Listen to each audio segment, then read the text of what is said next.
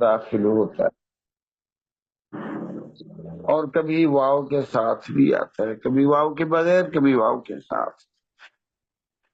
مثلا قام زید ولكن عمر جالس،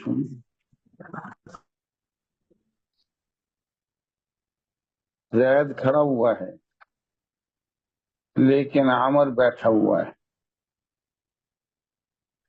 الصمت حسن ولكن الكلام احسن منه احیانا، خاموشی اچھی ہے لیکن بات کرنا کبھی اس سے بھی بہت اچھا ہوتا ہے۔ ولكن الكلام احسن منه احیانا، لیکن بات کرنا اس سے بھی زیادہ بہتر ہوتا ہے کبھی کبھی، یعنی خاموشی۔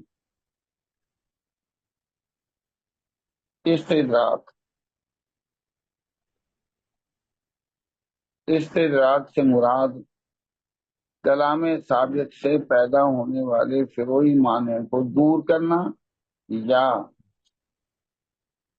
نمبر 2 لیکن کے بعد کے لیے ایسا حکم بیان کرنا جو اس کے ماقبل کے مخالف ہو، یہ استدراک کی تعریف ہے۔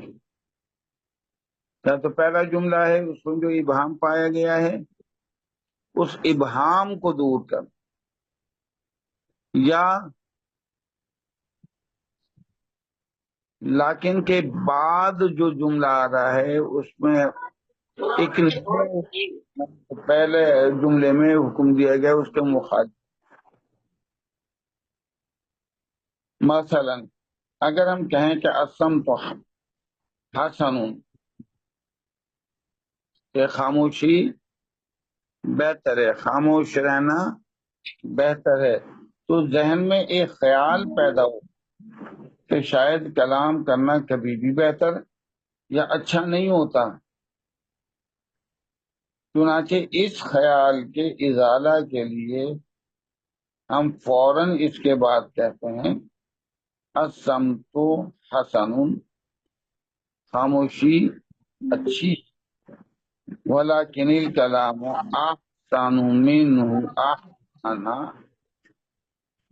لیکن بات کرنا بعض اوقات اس خاموشی سے بھی بہتر ہوتا ہے۔ اب جو پہلے والے جملے میں بات کہی گئی ہے، دوسرے جملے نے اس کا رد کیا ہے۔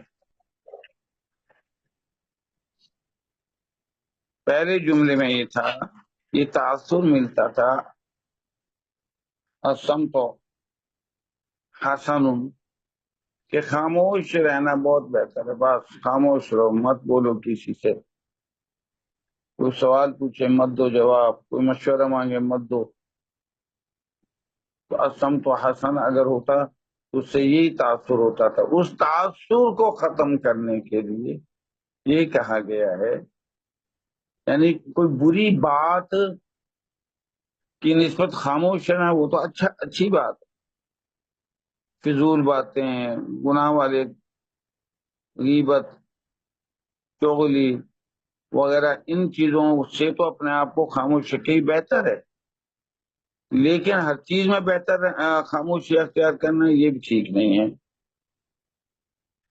ولیکن الکلام احسن منہ احیانا، بعض اوقات بات کرنا خاموشی سے بہت زیادہ بہتر ہوتا ہے۔ تو دوسرا جملہ جو ہے رد کر رہا ہے، دوسرا جملہ علیحدہ ایک نیا معنی دے رہا ہے، یا پہلے جملے کی وضاحت کر رہا ہے، یہ بھی ہو سکتا ہے۔ جیسے الریاضۃ مفیدۃ، ورزش بہت مفید ہے، ورزش مفید ہے۔ ولیکن الاسراف فیہا ضار، لیکن اس میں اسراف نقصان دہ ہے، یعنی حد سے زیادہ ورزش کرنا۔ اعتدال سب چیز خیر الامور اوسطھا، اعتدال سب سے بہتر کام ہے۔ ایک شخص جو ہے گھر میں بیٹھا رہتا ہے، نکلتا ہی نہیں، اب کوئی شخص اس سے کہ چل ورزش کر، اور وہ چلا جائے 5 میل دور،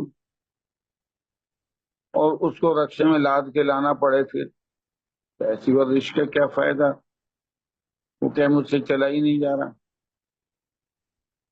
تو الریاضت تو مفید ہوں،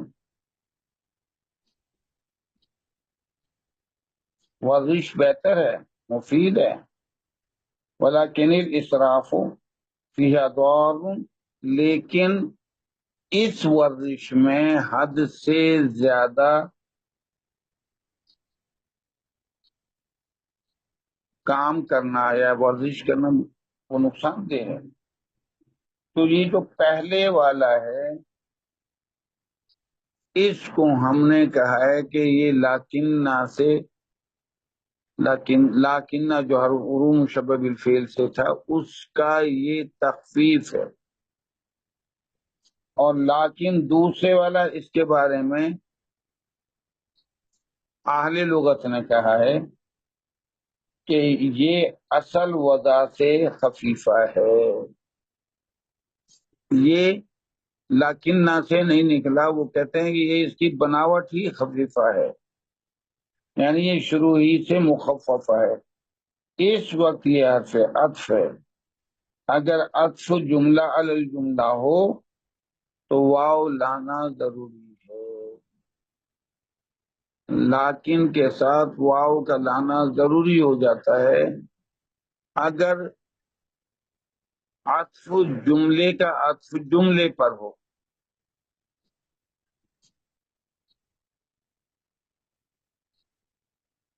اور اگر لیکن کے بعد مفرد اسم ہو، پورا جملہ نہ ہو، تو واجب ہے کہ واو کو نہ لایا جائے، اور لیکن سے پہلے نفی یا نہیں کا ہونا ضروری ہے۔ اب اس دوسرے والے لیکن سے ہمیں کئی چیزوں کا پتہ چلا۔ نمبر 1، یہ بناوٹ کے لحاظ سے ہے ہی مخففہ، اس کی اصل لیکنہ نہیں ہے، دوسرے کی۔ نمبر 2،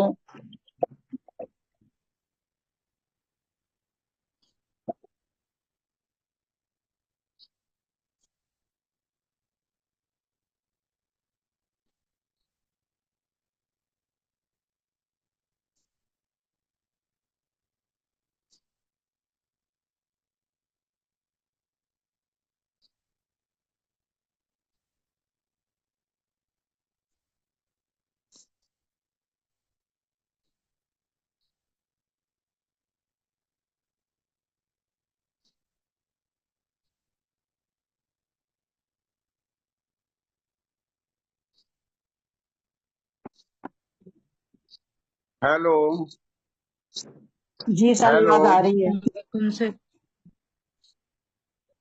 تو لیکن جو ہے اس سے ہمیں کچھ چیزوں کا پتہ چلتا ہے۔ نمبر 1، یہ بناوٹ کے لحاظ سے ہی مخفف ہے۔ نمبر 2، یہ حرف عطف ہے۔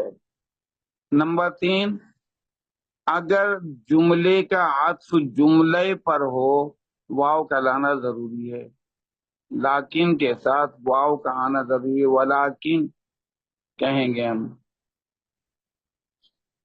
اور اگر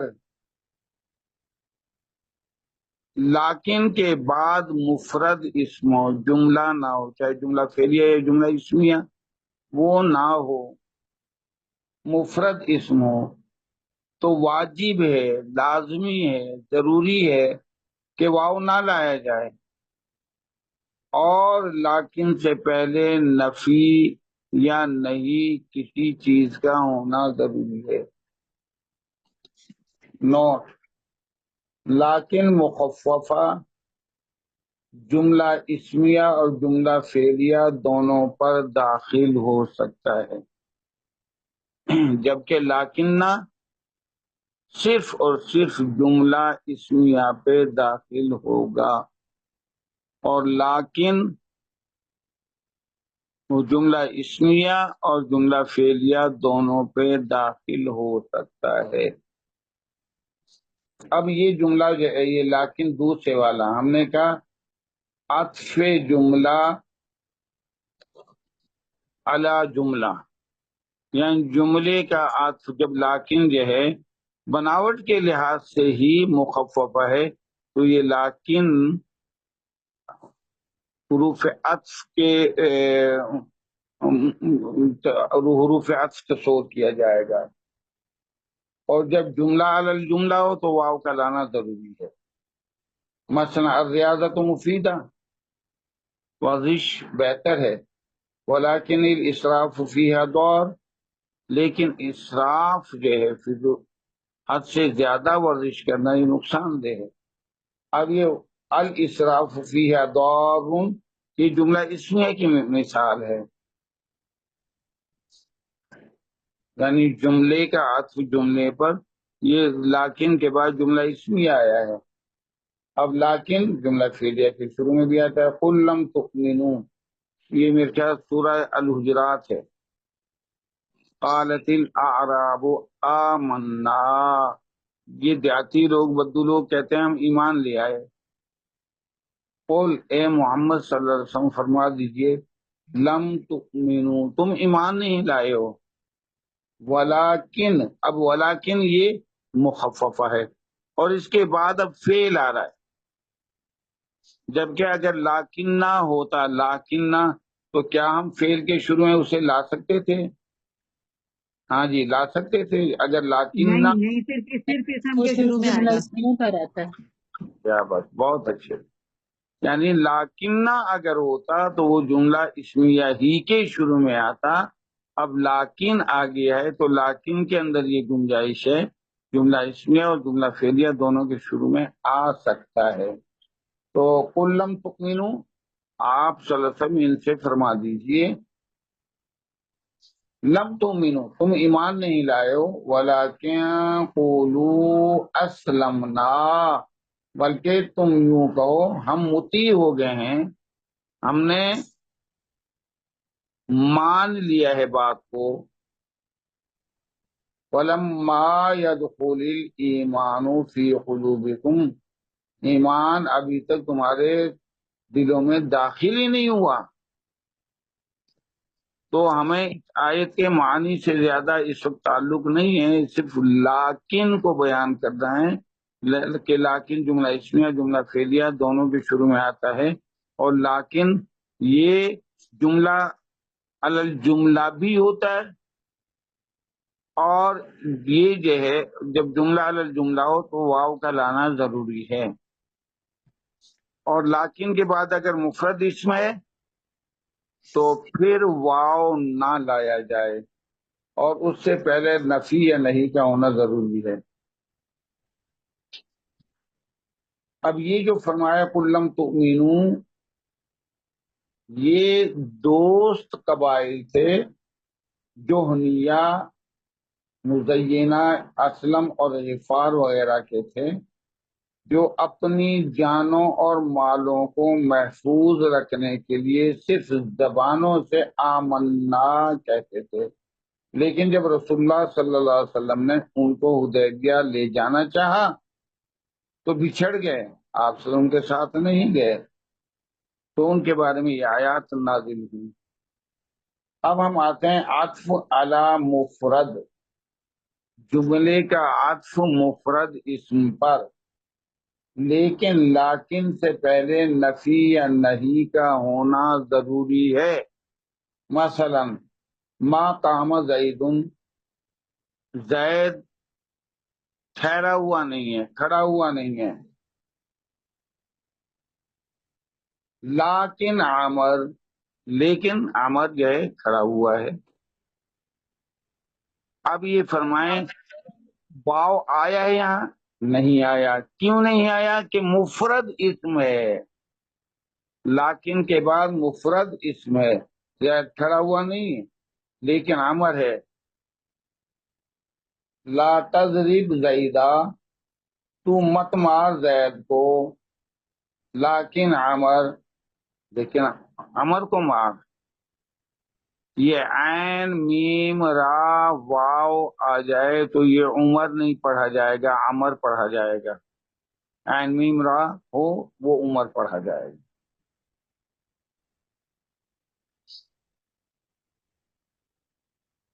تو یہ جو تھا آج ہم نے لاکن کے متعلق پڑھا. اب ہم شروع کرتے ہیں کعین. ہمارے ہاں آج کی جو آیت ہے جو سورہ حج آیت نمبر 48 ہے، تو اس کی ابتدائی کعین سے ہوتی ہے. بسم اللہ الرحمن الرحیم. وَكَأَيٍّ مِّن قَرْيَةٍ أَمْلَيْتُ لَهَا وَهِيَ ظَالِمَةٌ ثُمَّ أَخَذْتُهَا وَإِلَيَّ الْمَصِيرُ. تو یہاں جو ابتدا ہے تعین، اس کی وضاحت یہ ہے جو پہلے کی تھی آیت نمبر 45 میں، مزید اس کی وضاحت ہے. تو یہ صفحہ 58 ہے. تعین کی لغات، ترکیب، قواعد، نیز کم خبریہ اور تعین میں فرق، بہت اہم چیزیں ہیں. تعین کی لغات کہ تعین کو کس کس تلفظ کے ساتھ پڑھا جا سکتا ہے.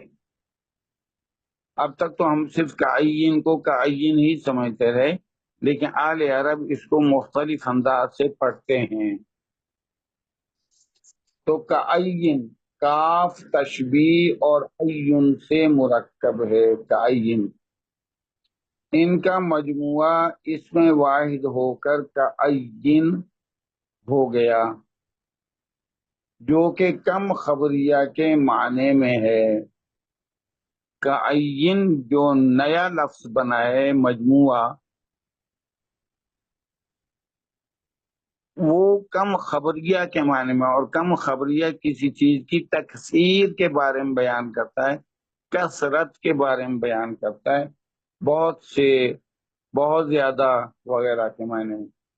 تو عین کی تنوین اس جملے کا آخری جز ہو کر نون ساکن بن گیا. جیسے عین ہے، حمزہ پہ زبر اور یا چھوٹی لکھ کے اس کے نیچے 2 زیر لکھ دیں. عین چھوٹی یا کے نیچے 2 زیر لکھ دیں. عین اس کو حمزہ یا نون ساکن کے انداز میں بھی لکھا جا سکتا ہے. کعین جو چھوٹی یا تھی اس کے نیچے زیر، اس زیر یعنی تنوین کو ہم یا کی زیر اور نون ساکن کے انداز میں بھی لکھ سکتے ہیں. تو یہی یہاں بیان ہے کہ عین کی تنوین اس مجموعے کا آخری جز ہو کر نون ساکن بن گیا، اس لیے اس کو نون ساکن لکھتے ہیں. پس عین تو معرب ہے، لیکن کعین مبنی بر سکون ہے. عین معرب ہے یعنی چھوٹیا کے ساتھ آئے گا، وہ جو ہے اپنے اعراب بدل دے گا. ویسے عین ہے، کاف لگ جائے گا تو کعین ہو جائے گا، لیکن یہ نون ساکن کے ساتھ جو لفظ بنا ہے یہ مبنی ہے، یہ نہیں بدلے گا کچھ بھی ہو. تعین کی لغات یا مشہور تلفظ درج ذیل ہیں. یعنی تعین کو ہم کتنے انداز سے پڑھ سکتے ہیں. تعین کاف پہ زبر، الف پہ زبر یعنی حمزہ بن گیا، یا مشدد اور یا کے نیچے زیر اور نون ساکن. تعین دوسرا تلفظ ہے کائن. کائن کاف پہ زبر اور اس کے بعد الف یعنی الف مدہ ہو گیا نا، زبر اور الف آ جائے تو کاف پہ زبر، اس کے بعد الف، پھر ایک دندہ لگا کے حمزہ اور اس کے نیچے زیر، کا ان، اور دوسرا ہے کا ین، کاف پر زبر اور الف کے اوپر حمزہ ساکن لگا دیں، یا کے نیچے زیر نون ساکن، کا ین، اور تیسرا ہے کاف پر زبر یا ساکن، حمزہ کے نیچے زیر اور نون ساکن، کئی ان، کاف پر زبر، زبر لگا لیں، یہاں زبر نہیں لگا ہے کاف کے اوپر، کاف پر زبر یا ساکن اور حمزہ کے نیچے زیر، کئی ان، اور پانچواں ہے کاف پر زبر حمزہ کے نیچے زیر نون ساکن، کا ان۔ تو یہ اس کے حروف ہیں، یعنی اس کی لغات ہیں۔ ہم نے اس وقت تعین کو پڑھنا ہے، لیکن تعین اس انداز سے باقی چار انداز سے بھی لکھا جا سکتا ہے۔ اب اس کے قواعد، تعین بھی کم خبریہ کی مانند ہے، جیسے کہ پہلے کاف اور ایو تھا، جو اس کے مفاہیم تھے وہ ختم ہو گئے جب یہ مرکب ہوا کاف اور ایون سے، پھر اس کا نیا معنی بن گیا اور وہ کثرت کے معنی میں استعمال ہوگا۔ تعین بھی کم خبریہ کی مانند ہے، اور مدرجہ ذیل امور میں یہ آپس میں مشترک ہیں، یعنی تعین اور کم خبریہ درج ذیل چیزوں میں یہ آپس میں ایک جیسے ہیں۔ نمبر ایک، ابہام، کم خبریہ کی طرح تعین سے بھی مبہم عدد مراد لیا جاتا ہے، جیسے مبہم عدد کے لیے کم استعمال ہوتا ہے ایسے ہی تعین۔ پس ابہام کو دور کرنے کے لیے تمییز کی ضرورت ہوتی ہے، تو کم اور تعین ایک جیسا، یہ دونوں جو ہے مبہم عدد کے لیے استعمال ہوتے ہیں۔ نمبر دو، یہ بھی کم خبریہ کی طرح معدود کی کثرت پر دلالت کرتا ہے، جیسے کوئی شخص کہتا ہے کم رجال نظر تو، کتنے آدمیوں کو میں نے دیکھا ہے فی الحدیقہ باغ کے اندر، تو کأیم من قریۃ اہلکناہا، کتنی ہی بستیاں ہیں جن کو ہم نے ہلاک و برباد کر دیا، یعنی ہم نے بہت سی بستیوں کو ہلاک و برباد کر دیا۔ کأین یہ کم خبریہ کی طرح معدود کی کثرت پر دلالت کرتا ہے۔ نمبر تین، تعین بھی جملے کے شروع میں آتا ہے، جیسے کم جملے کے شروع میں آتا ہے۔ نمبر چار، تعین، یہ یا کے نقطے لگا لیں نمبر چار پر، تعین بھی کم خبریہ کی طرح مبنی بر سکون ہے، کم میم پہ جزم ہے اور نون پہ بھی جزم ہے، جو آخری حرف ہے، تو ہم یعنی چوتھا اصول ہوا تعین بھی کم خبریہ کی طرح مبنی بر سکون ہے۔ پانچواں، تعین کو بھی کم خبریہ کی طرح مجرور تمییز کی ضرورت ہوتی ہے، جیسے کم خبریہ میں اس کی تمییز زیر والی ہوتی ہے، جب کثرت کے معنی میں آتا ہے کہ بہت سے آدمی، کتنے ہی آدمی، تو پھر کم کے بعد جو آئے گا وہ زیر والا آئے گا، تو تعین کی تمییز بھی زیر والی ہوتی ہے، جیسے کم خبریہ کی تمییز زیر والی ہوتی ہے۔ کم خبریہ ہمیں کہنا پڑے گا، کیونکہ کم جو ہے دو اقسام ہوتی ہیں، کم استفہامیہ، جب کم استفہامیہ ہوگا تو اس کی تمییز زبر والی ہوگی، کم قلمن عندک، کتنے قلم ہیں آپ کے پاس، یعنی 2 ہیں 4 ہیں کتنے ہیں کم قلمن. تو یہ سوال کے لیے جب سوال کے لیے آئے گا تو اس کی تمییز زبر والی ہوگی. لیکن جب کم خبریہ ہو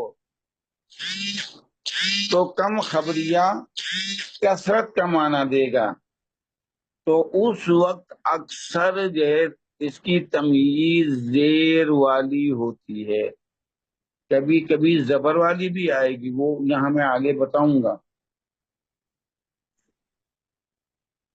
کعین کو بھی کم خبریہ کی طرح مجرور تمییز کی ضرورت ہوتی ہے، اور اس کی تمییز میں من کا آنا ضروری ہے. کعین کی تمییز کے ساتھ من جو حرف جار ہے لفظاً یا ظاہراً من حرف جار کا آنا ضروری ہے.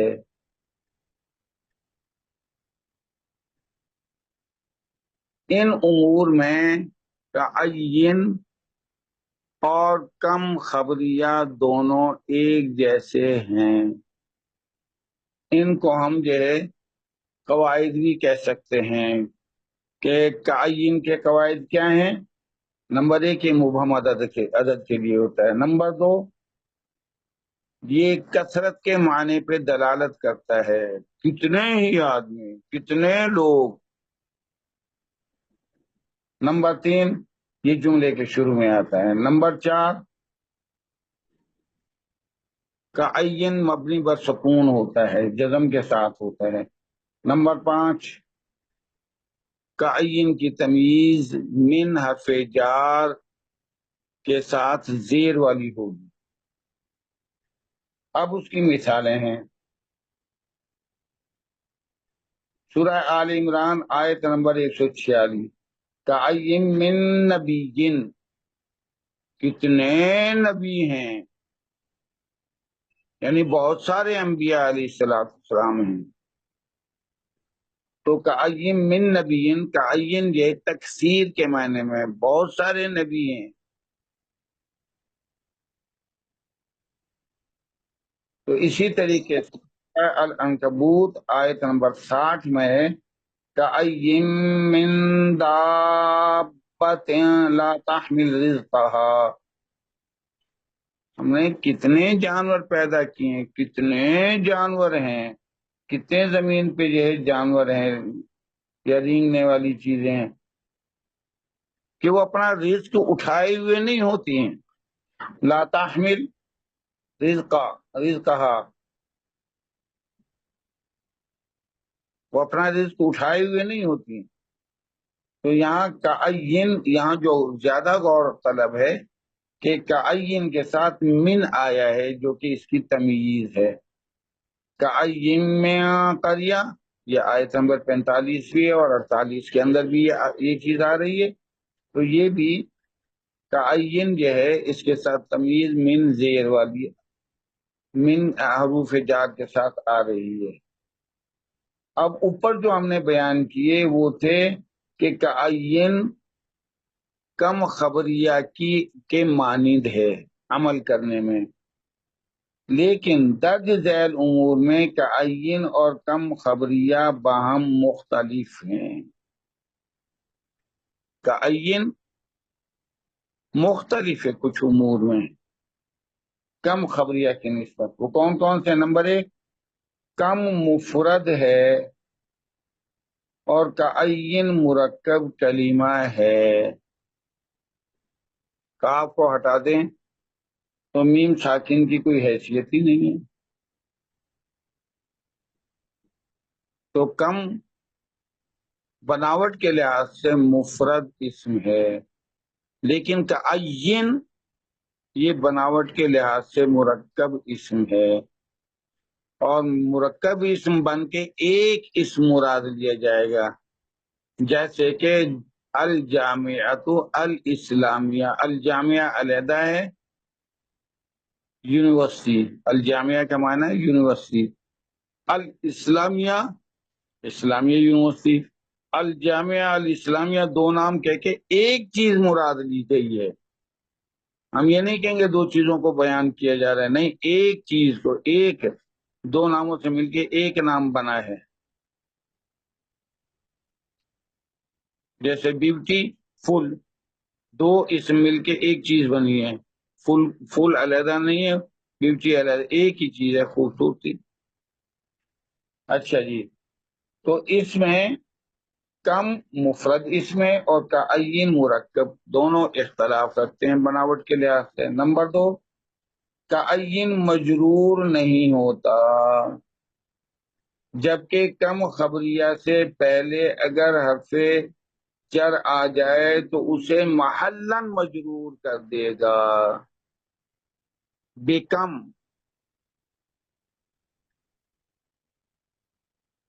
بیکم اشتری تھا، تو نے کتنے میں خریدا ہے؟ اب یہاں استفہامیہ ہے، تو کم کے ساتھ آ کر تعین مجرور نہیں ہوتا. اس کے ساتھ کاف چاہے حرف جار لگ رہا ہے یا کوئی اور حرف جار آ جائے، نون ساکن ہی رہے گا، مبنی بر سکون ہے. جبکہ کم کے ساتھ حرف جار اگر آ گیا تو محلن مجرور ہو جائے گا. یہ اختلاف ہے. نمبر تین، کعین جب مبتدا ہوتا ہے تو اس کی خبر لازماً جملہ ہوگی، پورا جملہ اس کی خبر ہوگی. جبکہ کم خبریہ کے لیے یہ بات لازم نہیں ہے، پورا جملہ ہو بھی سکتی ہے، نہیں بھی ہو سکتی. جبکہ کعین کے لیے یہ ضروری ہے کہ اس کی خبر پورا جملہ ہو، مکمل. نمبر چار، کعین صرف خبریہ ہے، یہ تکثیر کے معنی دے گا. اس کے مقابل میں کم استفہامیہ بھی ہے اور کم خبریہ بھی ہے، لیکن تعین استفہامیہ نہیں ہو سکتا. تو یہ اختلاف ہے کم خبریہ اور کم تعین کے اندر. اور پانچواں پوائنٹ، یہ بہت ضروری ہے نالج میں اضافے کے لیے. پانچواں، تعین کی تمییز اکثر صرف من ظاہرہ سے مجرور ہوتی ہے. یعنی تعین کی تمیز کے ساتھ اکثر من آئے گا اور من لفظاً مذکور ہوگا. تعین کی تمیز اکثر صرف من ظاہرہ سے مجرور ہوتی ہے، جبکہ کم خبریہ کی تمیز، غور کریں، جبکہ کم خبریہ کی تمیز مجرور ہوتی ہے من ظاہرہ کے ساتھ بھی، من کے بغیر بھی. یعنی من کے بغیر بھی مجرور ہوگی. جیسے کہ میں کہتا ہوں کم رجال لقیت فی الحدیقہ، کتنے ہی آدمیوں سے میں باغیچے میں ملا. تو کم رجال میں نے کہا ہے بغیر حرف جار کے، تو کم تمیز بغیر حرف جار کے بھی مجرور ہو سکتی ہے اور حرف جار کے ساتھ بھی مجرور ہوگی، آگے مثالیں آئیں گی. جبکہ تعین کی تمییز کے لیے حرف جار کا آنا ضروری ہے. تو تعین کی تمیز اکثر من ظاہرہ سے مجرور ہوتی ہے، جبکہ کم خبریہ کی تمیز مجرور ہوتی ہے من ظاہرہ کے ساتھ بھی، من کے بغیر بھی. اب اگلا پوائنٹ دیکھیں، اور اگر کم اور تمییز کے درمیان کوئی فاصل ہو، بہت اہم پوائنٹ ہے، اس سے پہلے آپ نے یہ پوائنٹ نہیں پڑھا، نیا پوائنٹ ہے، نالج میں اضافہ کرے گا. پہلے ہم نے صرف یہ پڑھا ہے کہ کم استفہامیہ ہو تو زبر آئے گا تمیز کے ساتھ، کم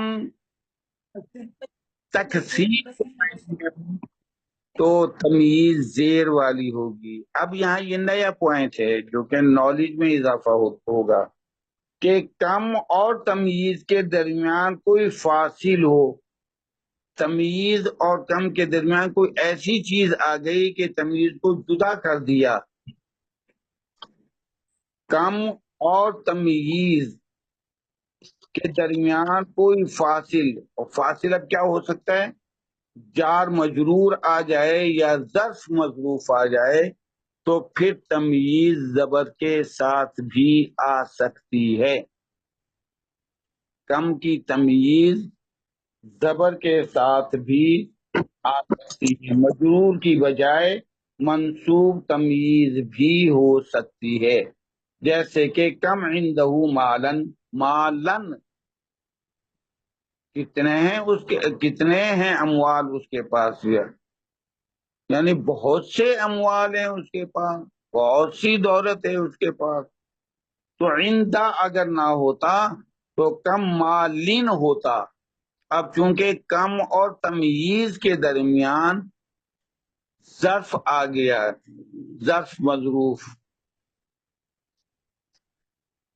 اور اگر جار مجرور ہوتا تب بھی تمییز زبر والی ہوتی. کم اور تمییز کے درمیان کوئی فاصل آ جائے حروف جارہ کی شکل میں یا ظرف مظروف کی شکل میں تو تمییز مجرور ہونے کی بجائے منصوب بھی ہو سکتی ہے. جیسے کم لہا تعبن، اسے کتنی تھکاوٹ ہے، یعنی کوئی خاتون ہے بڑا سفر طے کر کے آئی ہے یا بڑی دکھیا ہے، تکالیف اور دکھ بھی انسان کو توڑ دیتے ہیں. تو جب ہم کہتے ہیں کم کے بعد لہا آ گیا اور اس کے بعد تمییز آئی ہے تو زبر والی ہوگی. کم اور تمییز کے درمیان یہاں یہ جار مجرور ہے، تمییز اپنا فاصل جو فرق کرنے والا ہے، فیصلہ درمیان میں فاصلہ درمیان میں کرنے والا ہے، وہ جار مجرور ہے یہاں. لہذا کم لہا تعبن، کتنی اسے تھکاوٹ ہے، یعنی وہ کتنی تھکی ہوئی ہے، وہ یعنی بہت زیادہ تھکی ہوئی ہے. لیکن کم کی تمییز کے درمیان کو، اچھا یہ اب ہمارا اصول ہو گیا نیا کہ کم کی تمییز، کم خبریہ کی تمییز اکثر زیر والی ہوگی، لیکن کم خبریہ اور اس کی تمییز کے درمیان کوئی فاصل آ جائے جار مجرور کی شکل میں یا ظرف مظروف کی شکل میں تو تمییز مجرور ہونے کی بجائے منصوب ہو جائے گی. اب ایک اور اہم پوائنٹ ہے، غور کیجئے. لیکن کم کی تمییز کے درمیان کوئی فاصل نہ ہو، یہاں کوئی کر لیں، کو لکھا ہوا ہے صرف، لیکن کم کی تمییز کے درمیان کوئی فاصل نہ ہو تو پھر کیا ہوگی؟ زیر والی ہوگی. بھئی کم کے فوراً بعد تمییز آ جائے تو زیر والی ہوگی. تو لیکن کم کی تمییز کے درمیان کوئی فاصل نہ ہو یا فاصل تو ہو مگر ظرف اور مظروف اور جار اور مجرور کی بجائے کچھ اور ہو. بہت اہم پوائنٹ ہے. فاصل کوئی نہ ہو، زیر آئے گی تمییز کے، یا فاصل تو ہے لیکن جار مجرور یا ظرف مظروف کی شکل میں نہیں ہے. جار مجرور یا ظرف مظروف کی شکل میں نہیں ہے، کچھ اور ہے تو کم کی تمییز مجرور ہوگی. مثلا سورہ الدخان آیت نمبر 25 ہے، سورہ الدخان کی آیت نمبر 25 ہے. کم ترکو من جنات و عیون، انہوں نے کتنے باغات اور چشموں کو چھوڑا، یعنی بہت سے باغات اور وہ چشموں کو چھوڑ گئے. فرعون اور فرعونیوں کے وہ خاندان کے بارے میں آیا ہے، بڑے باغات والے تھے. انا ربکم الاعلی کا دعویٰ کرنے والے بھی تھے، اور کچھ ان کو ماننے والے بھی تھے۔ جب اللہ کا عذاب آیا اور غرق کیا دریا میں اللہ جل شانہ نے،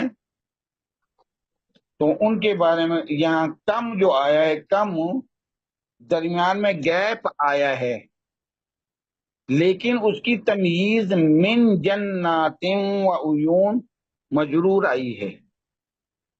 تو اس کا معنی ہے، اس کا مقصد ہے کہ اگر جار مجرور ہے گیپ میں، درمیان میں تمییز اور کم کے درمیان جار مجرور ہے یا ظرف مظروف ہے، تو پھر تمییز زبر والی ہوگی۔ اور اگر کوئی فعل آ جاتا ہے، جار مجرور نہیں آتا، ظرف مظروف نہیں آتا، فعل آ جاتا ہے، تو پھر تمییز زیر والی ہوگی۔ یا کوئی چیز نہیں آتی کم اور تمییز کے درمیان، تو تب بھی زیر والی ہوگی۔ تو کم تارکو، کتنے انہوں نے چھوڑے۔ یہ ترکو فعل ماضی جمع مذکر غائب کا صیغہ ہے، یہ حاضر کا نہیں ہے۔ ترکا تا اس کی اپنی اوریجنل ہے، ترکا ترکا ترکو، ترکا فعل ماضی واحد مذکر غائب، ترکا فعل ماضی تثنیہ مذکر غائب، ترکو فعل ماضی جمع مذکر غائب۔ ترکو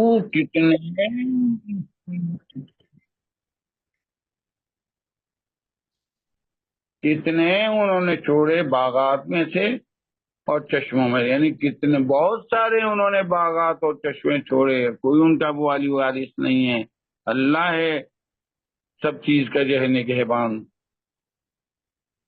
تو ہم آج ہم نے تعین کے بارے میں پڑھا اور لاکن کے بارے میں پڑھا۔